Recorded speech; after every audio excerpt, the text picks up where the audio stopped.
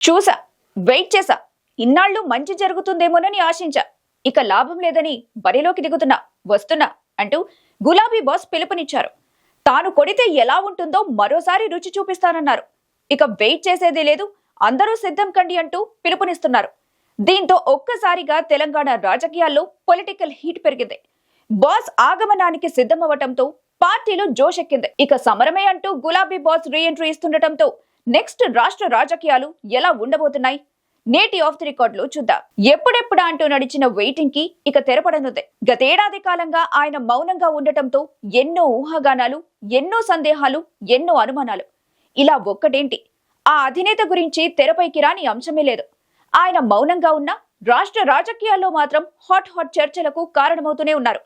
అయితే ఇన్నాళ్లు మౌనంతోనే పాలిటిక్స్ ని వేడెక్కించిన ఆయన ఇక డైరెక్ట్ అటాక్ అంటున్నారు. ఆయనే ఎవరో ఇప్పటికే అర్థమైపోయింది కదా. తనే బీఆర్ఎస్ అధినేత కేసీఆర్. 2023లో జరిగిన అసెంబ్లీ ఎన్నికల తర్వాత ఒక్కసారిగా సైలెంట్ అయిపోయారాయన. ఎన్నికల టైంలో హోరాహోరీ ప్రచారాలు నిర్వహించి కాంగ్రెస్ పార్టీ ప్రకటించే హామీలను నమ్మొద్దంటూ ప్రజలను గట్టిగానే హెచ్చరించిన కేసీఆర్ ప్రజలు హస్తానికి అధికారం ఇవ్వడంతో అలకపోనారనేది అప్పట్లో గట్టిగానే వార్తలు వినిపించాయి. అయితే కొత్త ప్రభుత్వానికి కొంత సమయం ఇద్దామని, ప్రభుత్వంలో ఉన్నవారు చక్కగా పనిచేయాలని సూచించిన గులాబీ బాస్ అప్పటి నుంచి ఇప్పటి వరకు కాంగ్రెస్ ప్రభుత్వంపై ఏ ఒక్క విమర్శ చేయలేదు. సొంత పార్టీ అధికారిక కార్యకలాపాల్లో కూడా పాల్గొనలేదు.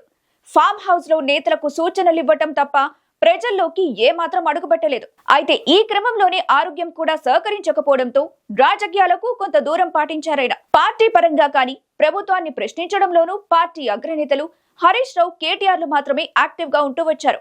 వీరిద్దరూ కాంగ్రెస్ ప్రభుత్వంపై ఓ రేంజ్ లో విమర్శలు, ప్రశ్నలు సంధిస్తూ పొలిటికల్ హీట్ పెంచుతూ వచ్చారు. కానీ అధినేత లేని లోటు స్పష్టంగా కనిపిస్తోందనే కామెంట్స్ సొంత పార్టీ నుంచే వినిపించాయి. అసెంబ్లీలోనూ కేసీఆర్ లేని లోటుపై కాంగ్రెస్ మంత్రులు, నేతలు శాసనసభ సాక్షిగా క్వశ్చన్ చేస్తూ వచ్చిన సందర్భాలెన్నో. ప్రస్తుతం ముఖ్యమంత్రిగా ఉన్న రేవంత్ రెడ్డి ఎన్నో మార్లు కేసీఆర్ అసెంబ్లీకి రావాలని, అసెంబ్లీకి వచ్చి సూచనలు ఇవ్వాలని కోరారంటే కేసీఆర్ రాక కోసం ఎంతలా వెయిటింగ్ నడిచిందో అర్థం చేసుకోవచ్చు.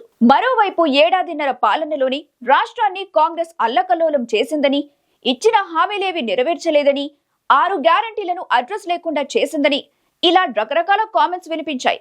అయితే కాంగ్రెస్ ప్రభుత్వంపై ఎన్ని విమర్శలు వచ్చినా కేసీఆర్ మాత్రం ఎప్పుడూ రియాక్ట్ కాలేదు.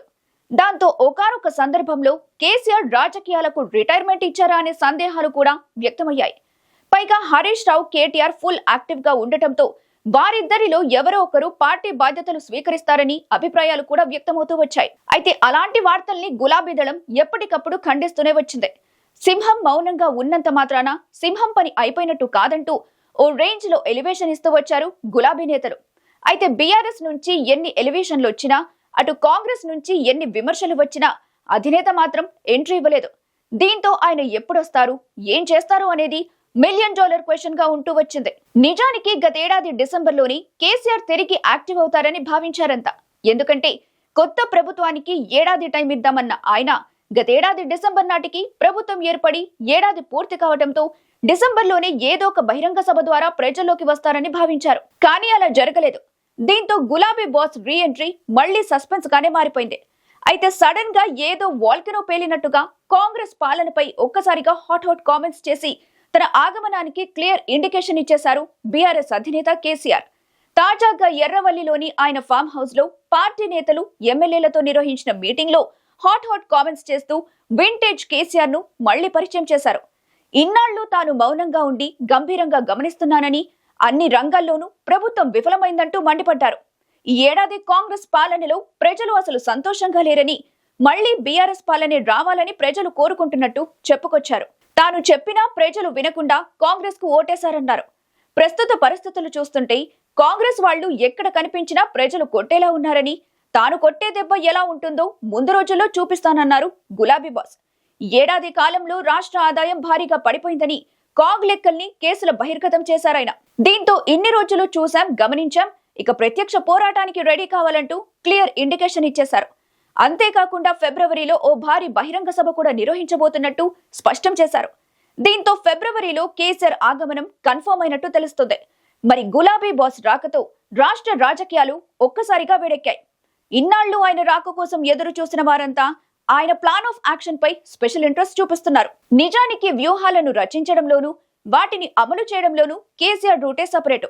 ఆయన సైలెంట్ గా ఉంటూనే ప్రత్యర్థి పార్టీలను చావుదెబ్బ తీసిన సందర్భాలెన్నో.